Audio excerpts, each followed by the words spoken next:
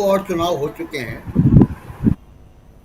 Teachers constituency और graduate constituency Maharashtra में, और उन दोनों के रिजल्ट ने बता दिया है कि क्या होने जा रहा है महाराष्ट्र में। और वो दोनों सीटें, ग्रेजुएट और टीचर्स कंस्टिट्यूंसी की जो एमएलसी थे, वो दोनों एनसीपी पवार ने जीत ली सीटें। अभी कुछ दिन पहले ही नतीजा आया। शरद तो पवार ने, एनसीपी शरद पवार। जी जी, एनसीपी पवार ने, जी जी। एनसी शरद पवार ने। तो अब वो जो ग्रेजुएट कंस्टिट्यूंसी और ये टीचर्स कंस्टिट्यूंसी है, पूरे महाराष्ट्र के टीचर्स ने वोट किया उसमें, जो रजिस्टर्ड वोटर्स हैं। ग्रेजुएट कंस्टिट्यूंसी में पूरे महाराष्ट्र के जो रजिस्टर्ड वोटर, उन्होंने वोट दिया। उससे ये दिखाई दे गया कि पूरे महाराष्ट्र में शिवसेना शिंदे, एनसीपी अजित पवार का अब वो दबदबा रहा नहीं है, वो केवल रिसोर्ट तक ही था। वो दोनों सीटें वो हार गए। तो बहुत साफ वहीं से हो गया था कि वहां क्या होने जा रहा है। अब अगर 12वां कैंडिडेट भी निकलता है, एक कैंडिडेट निकलता है अगर इंडिया गठबंधन का, तो मैसेज बहुत साफ होगा कि जो ये तो टीचर्स और ग्रेजुएट कंस्टिट्यूंसी में तो विधानसभा के बाहर के मतदाता थे, तो विधानसभा के अंदर के मतदाता हैं। जी। इनमें अगर टूट फूट होगी, इधर उधर होगा, तो बड़ा स्पष्ट संदेश जाएगा कि एक नाथ शिंदे की नाव जो है वो भंवर में अटक गई है। और वैसे भी उनकी नाव भंवर में अटकी है, हमने देख लिया अभी लोकसभा के इलेक्शन में भी। और धीमे धीमे ये साबित हो रहा है कि महाराष्ट्र में वापस जो है पवार, कांग्रेस और उद्धव ठाकरे, ये तिकड़ी जो है अपना कमाल करेगी। और जैसा महाराष्ट्र के लोकसभा इलेक्शन में निकल कर आया था, उसी से दिखाई दे रहा है। जी। एक बड़ी इंपॉर्टेंट बात है कि राहुल गांधी परसों महाराष्ट्र जा रहे हैं, पंढरपुर वारी में, जो बड़ा ऑस्पिशियस है। महाराष्ट्र की यात्रा में वो कल नहीं जा रहे हैं। जी।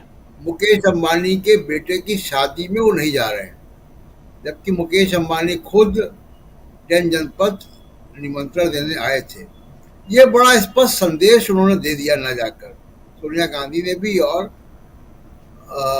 अगर वो नहीं जाती हैं तो, अभी तक तो खबर नहीं कि वो जा रही हैं, बड़ा स्पष्ट संदेश दे दिया है कि राहुल गांधी को जो बदनाम करने में का प्रोजेक्ट चला, उसमें इन मुकेश अंबानी के चैनल भी शामिल थे और अभी भी हैं। आज भी उनके चैनल यही काम कर रहे हैं कि हिंदू मुसलमान करते हैं या वो राहुल गांधी के खिलाफ काम करते हैं। तो वो बड़ा स्पष्ट संदेश राहुल गांधी ने मुकेश अंबानी को दे दिया कि हो सकता है कि आप दुनिया में पैसे के बल पे किसी को भी बुला के वहां पे नचवा लो, किसी को भी आप बुला लो, लेकिन हम वहां पे नहीं होंगे। और वो पालकी जो निकलेगी संत ज्ञानेश्वर की और संत तुकाराम की, जी। उसमें वो शामिल होंगे। तो बहुत स्पष्ट संदेश है राहुल गांधी का कि उनकी प्राथमिकताएं कहाँ हैं। मुकेश अंबानी जब उनके घर आए इनवाइट करने, तो वो मजदूरों के बीच में थे। अब वो महाराष्ट्र जा रहे हैं तो पंढरपुर वारी में जा रहे हैं, लेकिन अनंत अंबानी की शादी में नहीं जा रहे हैं। तो ये एक अच्छा संदेश है जो कि भारत के बाकी पार्टियों को सीखना चाहिए। मैं आपके यहाँ पहले भी कह चुका हूँ कि देखिए, अंबानी अडानी दो लोग चुनावी और पॉलिटिक्स में काफी नाम आता है इनका। मुकेश अंबानी जिस दिन आए मिलने, उसके अगले दिन कांग्रेस ने प्रेस कॉन्फ्रेंस की, और प्रेस कॉन्फ्रेंस करके जियो और बाकी दो कंपनियों ने, मुकेश अंबानी की कंपनी जियो और बाकी दो कंपनियों ने जिस तरीके से मोबाइल टैरिफ बढ़ाए, उसकी आलोचना की। जी। क्या बीजेपी का कोई बड़े से बड़ा नेता भी अडानी की आलोचना कर सकता है? अडानी के किसी प्रोजेक्ट की आलोचना कर सकता है? उनके तमाम एयरपोर्ट में पानी टपक रहा है बारिश में। क्या किसी बड़े से बड़े नेता की यह हैसियत है बीजेपी में कि जो अडानी की तरफ कुछ मतलब कोई भी कमेंट करके दिखा दे? ये ये सीखना चाहिए, देश की जनता को भी देखना चाहिए और पॉलिटिकल पार्टीज को भी सीखना चाहिए कि प्राइवेट इन्वेस्टमेंट जरूरी है, उद्योगपतियों की आर्थिक विकास में भूमिका है, लेकिन वो राजनीतिज्ञों को घुमाएंगे और राजनीति को अपने जेब में रखेंगे, ये संदेश नहीं जाना चाहिए। अडानी की तरक्की की वजह से ये संदेश जाता है कि बीजेपी मतलब अडानी, अडानी मतलब बीजेपी। कांग्रेस ने ये अच्छा कदम उठाया है कि कांग्रेस ने मुकेश अंबानी को उनकी जगह दिखा दी कि आप बहुत इंपॉर्टेंट हैं, अच्छा काम कर रहे हैं, अपना काम करें, हमारी राजनीति में आप जो है दखलंदाजी ना करें, क्योंकि मुकेश अंबानी और तमाम सारे लोगों ने जी पॉलिटिक्स में डायरेक्ट इंटरफेरेंस किया अपने मीडिया के जरिए। तो ये दो इम्पोर्टेंट संदेश जो है वो महाराष्ट्र के जो है वो गए हैं, और देखते हैं जो कर्टन रेजर है। और अभी बीजेपी की या केंद्र सरकार की या एकनाथ शिंदे की ये हिम्मत नहीं हो पा रही है कि वहाँ पेंडिंग जो ड्यू बीएमसी के इलेक्शन है उसको नहीं करा पाए। बिल्कुल। बीएमसी के इलेक्शन करा देते तो सब मामला खुल जाता पहले ही। अब बीएमसी के इलेक्शन तो खैर विधानसभा के चुनाव के बाद ही होंगे, अब तो क्या होंगे, लेकिन बीएमसी के इलेक्शन करते तो उनकी सरकार वैसे ही पहले ही गिर जाती।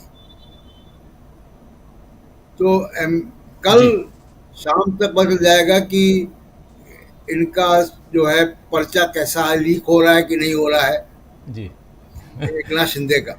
जी बिल्कुल बिल्कुल, आप सही कह रहे हैं। कल का दिन बहुत इंपॉर्टेंट है क्योंकि कल एमएलसी का इलेक्शन है महाराष्ट्र में, और वहां पर 11 की जगह 12 कैंडिडेट देकर तमाम दलों ने अपने लिए कहीं ना कहीं मुसीबत खड़ी कर ली है। महाराष्ट्र में आपको बताऊं तो महायुति जो जिन दिखाई देता है।